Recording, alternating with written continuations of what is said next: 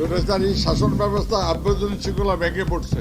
এক মন্ত্রী আরেক মন্ত্রীর বিরুদ্ধে কথা বলে, একজন বলে পক্ষে একজন বলে বিপক্ষে, এদেরকে বিদায় করে দিয়েছে। এখন দামন করার সময় যারা জলপথে, স্থলপথে এবং আকাশপথে বাংলাদেশের সীমানা রক্ষা করছে তাদের বলে দিয়ে আপনাদের বেতন ভাতা সবকিছু দেশের 17-18 কোটি জনগণের টাকায় দেওয়া হয়। আপনারা এখন আর আমরা বহুদিন থেকে বলতেছি আপনারা এখন আর পালানোর সুযোগ দেওয়া যাবে না, তাদের বিচার করতে হবে।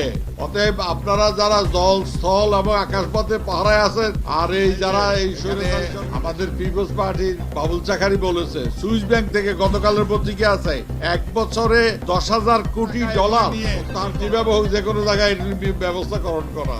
আমি একাদশ সংসদ নির্বাচনের পর বলেছিলাম জাতিসংঘের শান্তি মিশনে আজকে দেখা দিচ্ছে মার্কিন কংগ্রেসের সদস্যরা রাষ্ট্রপতির কাছে আহ্বান জানাচ্ছে, জাতিসংঘের কাছে আহ্বান জানাচ্ছে তাদের যেন বাইরেতে নেওয়া হয়। বাংলাদেশের পরিস্থিতি আজকে ভয়াবহ হুমকির সম্মুখীন।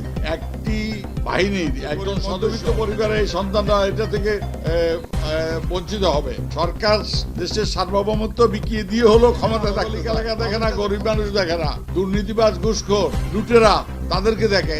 সরকারের এমন কোন মন্ত্রণালয়, এমন কোন বাজারে, হাট বাজারে গেলে লাউ কুমড়া নিলে দলীয় লোকদেরকে চাঁদা দিতে হয়, এবং লোকাল গভর্নমেন্ট নির্বাচনে বলতেছে সরকার আমার লাইসেন্স করা গুলি আছে, আমি গুলি করে দেবো।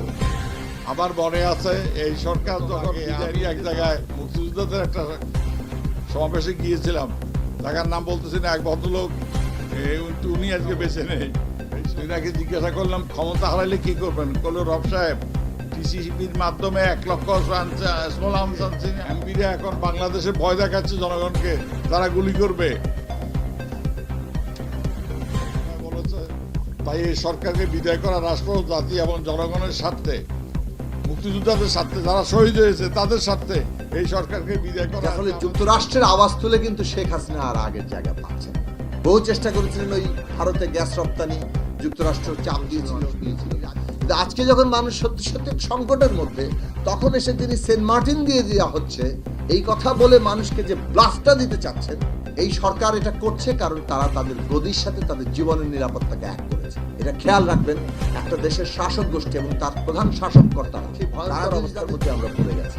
এখন বর্তমান সরকার সবগুলো ধোঁয়া তুলছে, এমনকি সার্বভৌমত্বের ধোঁয়া তুলছে।